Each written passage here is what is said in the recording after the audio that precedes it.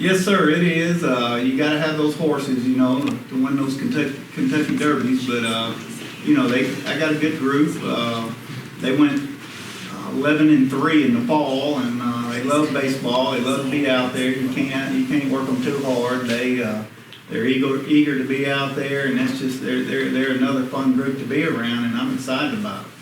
You got 3-1 to start, that 4-3 win on the walk-off by Bryson Jackson of Kossuth in the first game, and Madden Butler of Corinth just named the Player of the Week. Talk about his so far so good, my friend. Yes, sir. He's been hot as a firecracker. He came out there, and because I got to tell him, you know, when you get that chance, make it where the coach can't pull you out of the lineup, you know. So ain't gonna be rough to take him out. He had a big home run in the Jackson State game here, and he had another one up there, and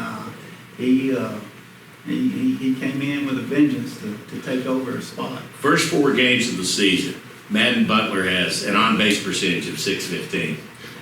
Impressive. 7 runs scored, 6 batted in, 2 home runs, batting .545. So, yeah, hot may be an understatement. And, you know, Coach says the pitching starts catching up. And don't you see that through the course of the season?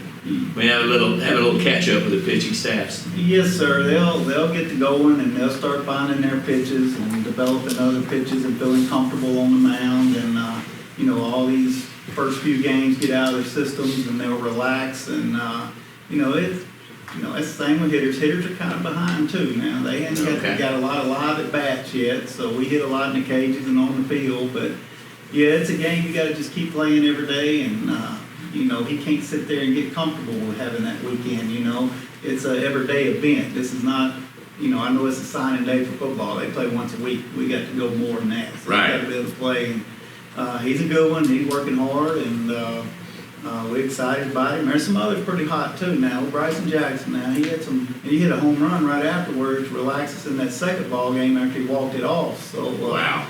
Evan McCarthy's been hot too.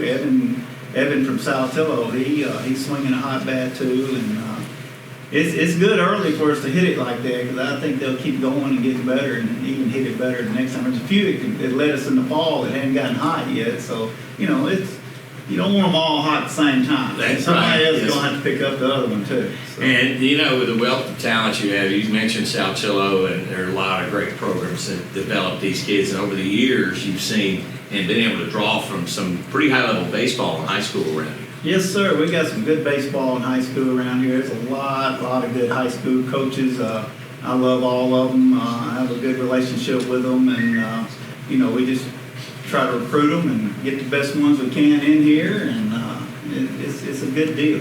Yeah, as I understand, and thanks to Adam Gore for providing our info on this, sort of your ability to see things in potential. And he used an example of Houston Harding. No one recruited him. Tell us that story. Oh, yes, sir. You know, I'm somewhere every night when we're not playing to recruit, and I just out at DeSoto Central one night, and I was sitting up in the stands with a kid's dad that's coming already. We already had him signed, and he said, "What you looking for, Coach? What you doing tonight?" I said, "I'm just out watching good baseball. It's good playoff baseball." And I said, "I'm always looking for pitching." And he said, "Hey, Coach, there's a guy sitting right down there on the bottom corner that it's a pretty good pitcher at ECS, Evangelical Christian School in Memphis." And I said, "Well, introduce him to me." So I said, "What's his name?" He said, "His name's Houston Harding." I said, "Okay." So we walked down there, and I said, "You know, hi, Houston, I'm Coach Collier, Etowamba, man. I heard you hadn't signed anywhere yet. You know, when they were through with high school, this is at the end of the playoffs." I said, "Hey, man, would you be interested in coming just throwing a pin for me?" And he said, "Oh, yes, sir. Yes, sir. Yes, sir." I said, "Well, just here's my number. Let me have yours. Text me your name. Make sure I got your number, and just we'll talk to each other later on." And it wasn't 3 minutes. He comes back and taps me on the shoulder and says, "Hey, Coach, can I come throw that pin in the morning?" I said, "Man, yeah." So now I'm not gonna lie, man, I had a good group signed. We won the conference that year. We were ranked first in the nation. I had some pitching that year. I had Midland from Ripley and Lancaster from Corinth and Krieger from Corinth, and I had a bunch of them. So Harding came over and I said, he threw a pin. He was 82, 83, and big old boy. And I said, look, man, you can end my recruiting right now for this year. I love to have you. Let's give you a shot. And he said, let me go home and talk to my dad and all that. Well, I'm standing out at practice. My phone starts vibrating. I have to look. I look down. I go, hey, guys, hold on. Give me a second. It was Houston Harding. He said, hey, coach, I want that spot. I said, man, yeah, come on. You know you got a place to play, and I'm done with recruiting this year. We got it. And so he comes in. You tell that kid to run 10 pole sprints, he runs 20. He was on the bottom edge of the weightlifting, and he said, Coach, I don't want the pitchers work out. I want the position players work out. And this guy gets to going, and he changes his body. He goes from 83 to 89, 91, and within, I pitch him on Saturdays against the South opponents. He goes 10-0. He's second team All-American. And I had 5 D1 signees. And if you'd have told me his freshman year, he tells the same story. His freshman year, that kid would have pitched in Omaha to help Mississippi State win that World Series over all these other kids, I don't know if I'd have picked it. But as time passed on from day one, I was like, holy cow, this guy's, he's got it in him. What a great teaching tool also for you to show the hard work that he put in. Yeah, it was amazing watching him, and I mean, he just had the stuff that he could walk 3 and walk bases loaded, and he'd turn around and strike the next 3 out. But he had an awesome changeup. Changeup is your best pitch in baseball, and he that's just a great JUCO story right there. Absolutely, really is. You know, your son, Stone, coaching him, and I'm sure that's got to be special.